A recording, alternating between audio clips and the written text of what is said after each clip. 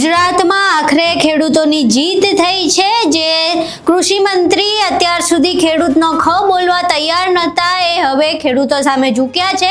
વીજ પોલની સમસ્યાને લઈને નિરાકરણને માટે એક પ્રેસ કોન્ફરન્સ કરવામાં આવી હતી, જેને લઈને એવું લાગી રહ્યું છે કે હવે ક્યાંક ને ક્યાંક જે વીજ પોલની સમસ્યા હતી તેનું નિરાકરણ આવી જશે। આખી ઘટના શું છે તેના વિશે વિગતે ચર્ચા કરવી છે। નમસ્કાર, તમે જોઈ રહ્યા છો ચક્રવાત ન્યૂઝ, હું આપની સાથે હેમલ।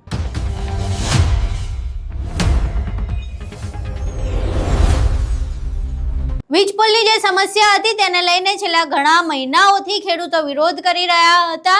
ગાંધીનગર સુધી કૂચ પણ કરી હતી, પરંતુ ગાંધીનગર એમની કૂચ પહોંચી ન શકી અને ઓગણથી તેમને પાછા વળવું પડ્યું। ત્યારબાદ કોંઢમાં ઘણો લાંબા સમય સુધી વિરોધ ચાલ્યો હતો। મોરબીના જેતપરમાં છેલ્લા 14 દિવસથી વધુના સમયથી આમરણાંત ઉપવાસ ચાલી રહ્યા છે અને આ આમરણાંત ઉપવાસનું કારણ ફક્ત એટલું જ છે કે જે ખેડૂતોની પોતાની માલિકીની જમીન છે એમાં એમની મંજૂરી વગર જે ખાનગી વીજ કંપનીઓ વીજ પોલ નાખી રહી હતી અને જે ખેડૂતો માંગતા હતા એ યોગ્ય વળતર તેમને નહોતું મળતું, તેને લઈને ખેડૂતો આમરણાંત ઉપવાસ પર બેઠા હતા। આ ઉપવાસ બાદ અનેક વખત ગાંધીનગરથી તેમને તેડું આવ્યું હતું કે આ જે સમસ્યા છે તેના વિશે વાતચીત કરીએ, પરંતુ ખેડૂતોનું સ્પષ્ટપણે એવું કહેવું હતું કે અમારી જે 6 માંગ છે એ 6 માંગની આજુબાજુ જો તમારે કંઈ વિચારણા કરવાની ક્ષમતા હોય તો પછી એ તમે અમને લેખિતમાં લખીને આપો, ત્યારબાદ અમે ગાંધીનગર આવીશું। એટલે હજુ સુધી જેતપરના ખેડૂતો તો ગાંધીનગર નહોતા ગયા, પરંતુ હવે કૃષિ મંત્રી જીતુ વાઘાણી અને ઉર્જા મંત્રી ઋષિકેશ પટેલ દ્વારા આજે એક પ્રેસ કોન્ફરન્સ કરવામાં આવી અને એ પ્રેસ કોન્ફરન્સમાં જે વળતરનો મુદ્દો હતો તેને લઈને વાત કરવામાં આવી છે અને જે વળતર અત્યાર સુધી આપવામાં આવતું હતું તેના નવા ભાવ નક્કી કરાયા છે। અહીં સાંભળીએ પ્રેસ કોન્ફરન્સમાં કૃષિ મંત્રી જીતુ વાઘાણી અને જે ઉર્જા મંત્રી છે ઋષિકેશ પટેલ આ સમગ્ર ઘટનાને લઈને જે વીજ પોલના વળતરની કિંમત છે તેને લઈને શું કહી રહ્યા છે અને શું નવી જાહેરાત કરી રહ્યા છે। જે કિસાનના ખેતરમાંથી વીજ લાઈન પસાર થતી હોય, વીજ ટાવર ઊભો કરવાનો હોય, એના બદલે ખેડૂતોને આપવામાં આવતા વળતરમાં સરકારે વધારો જાહેર કરવાનો નિર્ણય લીધો છે। આ નિર્ણયથી રાજ્યના ખેડૂતોને તેમની જમીનનું યોગ્ય અને બજાર આધારિત વળતર હવે મળશે। ખેડૂતોના ખેતરમાંથી પસાર થતી વીજ લાઈન માટે અત્યાર સુધી ખેતરમાં વીજ પોલ કે લાઈન નાખવા માટે ખેડૂતોને જંત્રીના બમણા લેખે વળતર ચૂકવવામાં આવતું હતું। કેટલીક વિસંગતતાઓ પણ ધ્યાનમાં આવી, કેટલીક લાગણીને ધ્યાનમાં રાખીને પણ રાજ્યમાં જિલ્લાઓ દ્વારા નિર્ણય થયો, ડીએલવીસીમાં નિર્ણય થયા। આ બધી જ બાબતોને ધ્યાનમાં રાખીને જે રજૂઆતો મળી એમાં માનનીય મુખ્યમંત્રીશ્રી ખૂબ સંવેદનાથી જ્યારથી પણ આ વિષય નીકળ્યો છે ત્યારથી અમને સૂચનાઓ આપી છે, તંત્રને કહ્યું છે ખુલ્લા મનથી ખેડૂતોનું હિત એ હંમેશા પ્રાથમિકતા ભારતીય જનતા પાર્ટીની રહી છે। એના માટે જે કાંઈ કરવું ઘટે એ કરવા માટેની એમણે આદેશો પણ જારી કર્યા। એના આધાર ઉપર એમાં મોટો સુધારો કરીને જંત્રી આધારિત નહીં પરંતુ જમીનના પ્રવર્તમાન ભાવ એટલે કે માર્કેટ રેટ એના બમણા ચૂકવવાનો ખેડૂત હિતલક્ષી નિર્ણય એ સૌપ્રથમવાર ગુજરાત રાજ્યમાં રાજ્યની ભાજપની સરકારે લીધો છે। આ ઉપરાંત અત્યાર સુધી ખેતરમાં જે વીજ ટાવર એટલે કે બેઝ પાયા એ વાસ્તવિક માપ પ્રમાણે જ એનું વળતર મળતું હતું, એનાથી પણ આપ સૌને ખેડૂતો વિદિત છે।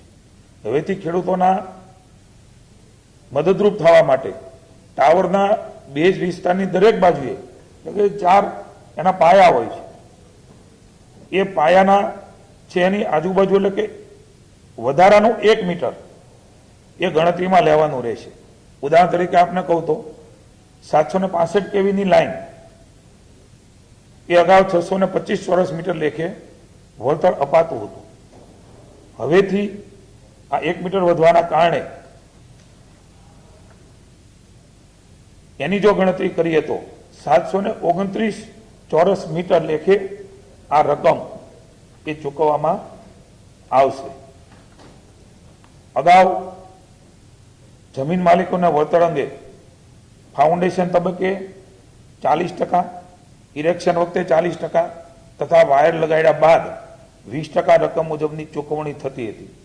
તેના બદલે જમીન માલિકોને એક સાથે અગાઉથી જ વળતર ચૂકવવાનું રાજ્ય સરકારે નિર્ધારિત કર્યું છે. આ બહુ મહત્વપૂર્ણ નિર્ણય એ ખેડૂતોની લાગણી હતી અને ક્યાંક ક્યાંક કંઈ વાદ વિવાદ સંભવ હતો એને ધર્મોમાંથી નિરાકરણ કરવાનો પણ પ્રયાસ એ રાજ્યની સરકારે કર્યો છે.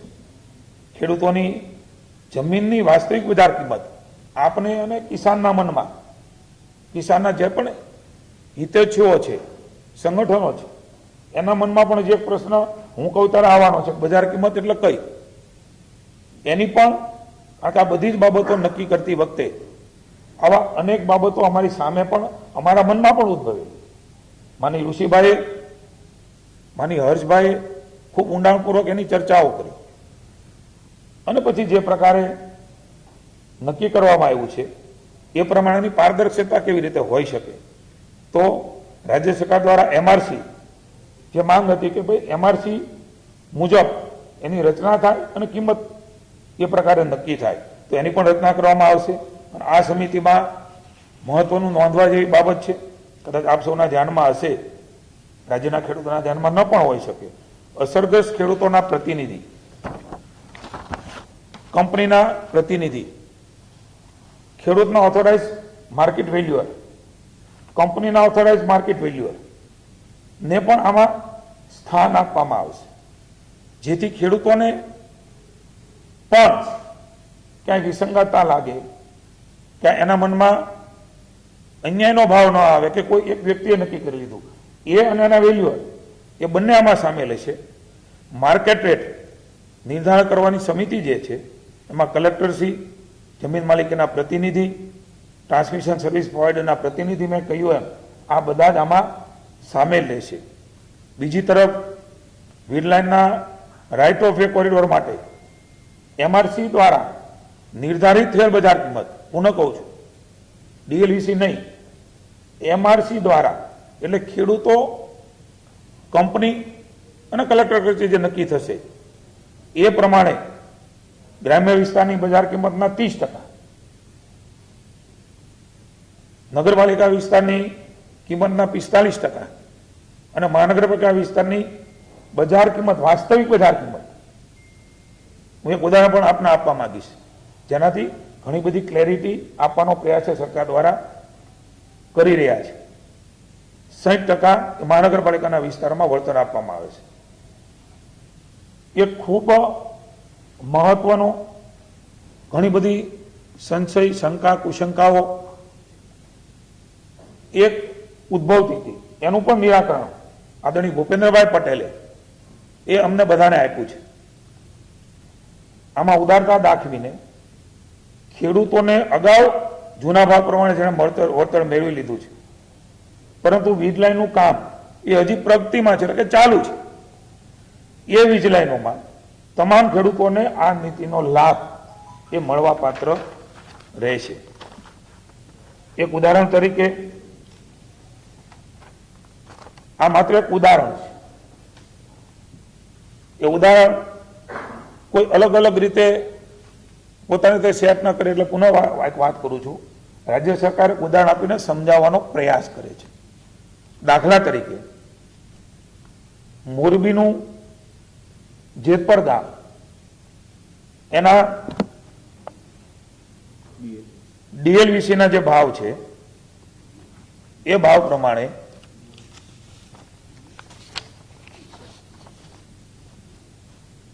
ટાવર બેઝ જે એરિયા છે 979 દાખલા તરીકે ભાવ નક્કી થયો હોય તો એના 625 સ્ક્વેર મીટરમાં 611 એટલે 6,11,000 રૂપિયા મળવા પાત્ર હતા.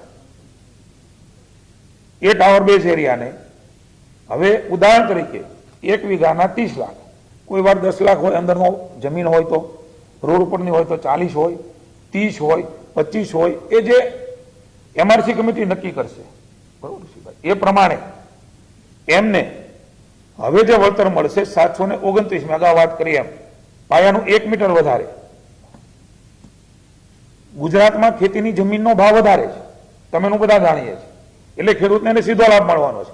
ભલે વેચાતી હશે કે નહીં વેચાતી હોય, કેટલીક જગ્યાએ એ ત્યાં ડેવલપમેન્ટ થવાનું હોય તો કદાચ એ પ્રકારનો ભાવ હોય, ન થવાનું હોય ત્યાં પણ ખેતીની જમીનની કિંમત એ લગભગ અન્ય રાજ્યની સરખામણીમાં લગભગ વધારે છે. આપણા રાજ્યમાં ખેતી પ્રત્યેનો ભાવ છે ત્યારે 6,11 મળતા હતા, એને 729 સ્ક્વેર મીટર પ્રમાણે 27 લાખ અને 2,000 ની રકમ એ એમને ટાવર એરિયામાં મળશે.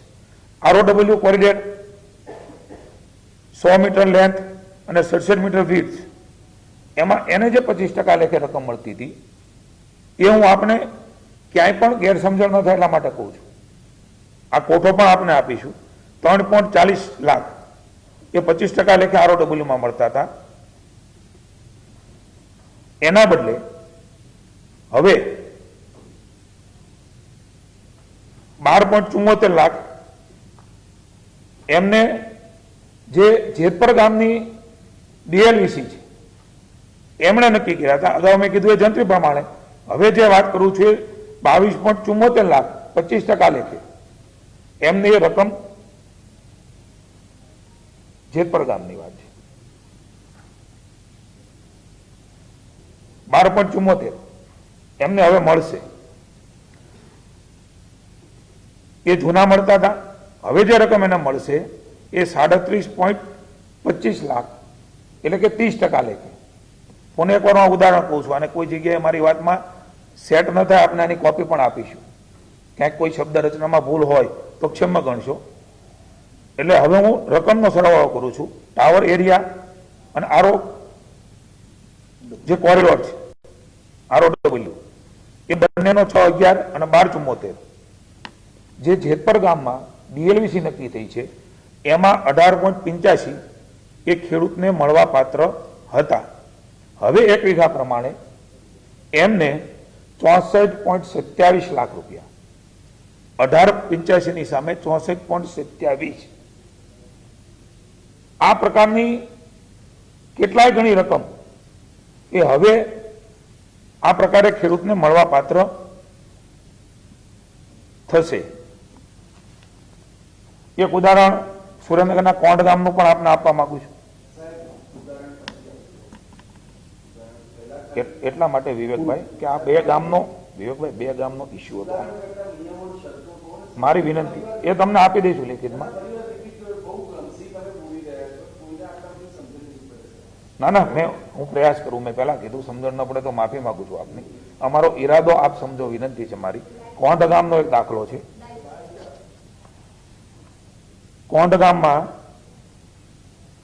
ટાવર બેઝ જે એરિયા છે એ એરિયામાં હાલમાં જે રકમ મળતી હતી એ 2.38 લાખ મળતી હતી. એના બદલે હવે 18 લાખ મળશે. એ જ પ્રમાણે ROW માં 6.39 લાખ મળતા હતા. એના બદલે હવે 24.83 મળશે. એટલે કે 9 લાખ મળતા હતા. એના 42 લાખ રૂપિયાની રકમ હું માનું છું કે હવે સ્પષ્ટતા એ આપના સુધી થઈ ગઈ છે. છતાં પણ હું જેતપરનું ઉદાહરણ આપું છું. 18.85 મળતા હતા એમને હવે 64.27 લાખ રૂપિયાની રકમ એ એમને મળવાની છે. આ પ્રકારે રાજ્યની સરકારે એક મહત્વપૂર્ણ નિર્ણય એ લીધો છે. એમની આખી જે તમે કહો છો એ ઠરાવ એ પણ આપને મળશે. પહેલા પદ્ધતિ, અત્યારની પદ્ધતિ, એનો ઠરાવ પણ અત્યારે તમને આપી દેવામાં આવશે. આ પ્રકારે ખેડૂતોના હિતમાં રાજ્ય સરકારે ખૂબ મહત્વપૂર્ણ નિર્ણય માનની ભૂપેન્દ્રભાઈ, માનની હર્ષભાઈ, અમારા ઋષિભાઈ વગેરે મુખ્યમંત્રી, નાયબ મુખ્યમંત્રી અને વીજળી મંત્રીએ ખૂબ સંવેદનાથી આ નિર્ણય ખેડૂતોના હિતમાં લીધો છે. આ બધી જ તુલનાઓના અંતે આપ પણ સમજી શકો અને ખેડૂતો પણ સમજી શકશે કે ખૂબ મોટો મહત્વનો સુધારો એ રાજ્યની સરકારે ખેડૂતોના વિશાળ હિતમાં લીધો છે.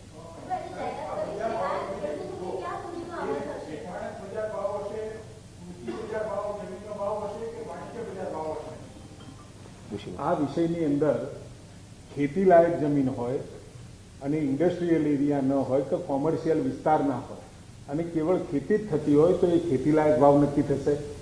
પહેલાં આપણા ત્યાં જંત્રીના ડબલ કરી અને એનું ચૂકવણું થતું હતું. હવે એની જગ્યાએ MRC કમિટીની રચના કરી છે. MRC કમિટીની રચના એ ખેડૂતોના હિતને ધ્યાન રાખી કેન્દ્ર સરકારનો જે પરિપત્ર છે એમાં બજાર મૂલ્ય લખ્યું છે. એટલે બજાર મૂલ્ય કેવી રીતે નક્કી કરવું? જંત્રીના ભાવે, ડીએલવીસી દ્વારા, પરંતુ એ આખી મિકેનિઝમ છે. એ મિકેનિઝમ યોગ્ય જમીનના બજાર મૂલ્ય મળી રહે એના માટે ખેડૂતના પ્રતિનિધિઓ પણ હશે, ખેડૂતના વેલ્યુઅર પણ હશે, કંપનીના હશે, અને બંને વેલ્યુઅરોના જે વેલ્યુ આવે એટલે 20% કરતાં જો વધારે ડિફરન્સ હોય તો એમાં કલેક્ટરે પણ પોતાના વેલ્યુઅર દ્વારા જે રકમ અને એની સરેરાશ કરી અને એની જમીનની કિંમત નક્કી કરવામાં આવશે. એટલે નહીં જંત્રી નહીં ડીએલવીસી, હકીકતમાં સ્થળ ઉપર અને એ જગ્યા ઉપર એ ગામની અંદર શું માર્કેટ રેટ ચાલી રહ્યો છે, વાસ્તવિક બજાર મૂલ્ય નક્કી કરવાની વાત આપણે આમાં કરી રહ્યા છીએ. અને બજાર મૂલ્ય એટલા માટે કરીએ છીએ કે બજાર મૂલ્ય કરવાથી ઘણી વખત જંત્રીના ભાવ ઓછા હોય, ડીએલવીસીની અંદર રેટ ઓછા આવે, એની જગ્યાએ આ એમઆરસી કમિટી ખેડૂતોને વચ્ચે સાથે રાખી એ બજાર મૂલ્ય નક્કી કરશે. અહીં તમે કૃષિ મંત્રી અને ઉર્જા મંત્રીને સાંભળ્યા. આ સિવાય જે પ્રશ્નો હતા પત્રકારોના એના પણ તેમણે જવાબ આપ્યા. પરંતુ હવે સૌથી મોટો પ્રશ્ન એ છે કે આ જે પ્રેસ કોન્ફરન્સ છે, પ્રેસ કોન્ફરન્સમાં જે બળતણના ભાવ નક્કી કરાયા, એ ભાવ નક્કી કરાયા બાદ શું હવે જેતપરના જે ખેડૂતો છે આમરણાત ઉપવાસ છોડશે? શું હવે જેતપરના ખેડૂતો પારણા કરશે કે કેમ? એક મહત્વનો પ્રશ્ન છે. જે કૃષિ મંત્રી અને ઉર્જા મંત્રી છે તેમના તરફથી તો વળતરનો જે મુદ્દો હતો તેને લઈને આ નિરાકરણની વાત કરવામાં આવી છે, પરંતુ ખેડૂતો જે છે ખેડૂતોને આ વાતથી તેઓ સહમત થાય છે કે કેમ? શું તેમની જે ડિમાન્ડ હતી તે મુજબ આ વાત કરવામાં આવી છે કે કેમ? એ પણ એક મહત્વનો પ્રશ્ન છે. ખેડૂતો આ વાતથી રાજી થાય છે કે કેમ એ જોવું રહ્યું. આખી ઘટના તમે જોઈ, જે પ્રમાણે કૃષિ મંત્રી અને ઉર્જા મંત્રીએ વાત કરી એ પણ તમે સાંભળી. હવે આ આખી ઘટનાને લઈને તમારું શું માનવું છે? તમારા મંતવ્યો અમને કોમેન્ટ બોક્સમાં જરૂર જણાવજો. વિડીયો પસંદ આવ્યો હોય તો વિડીયોને લાઇક કરજો, શેર કરજો અને અમારી ચેનલને સબસ્ક્રાઇબ કરવાનું ભૂલશો નહીં. નમસ્કાર.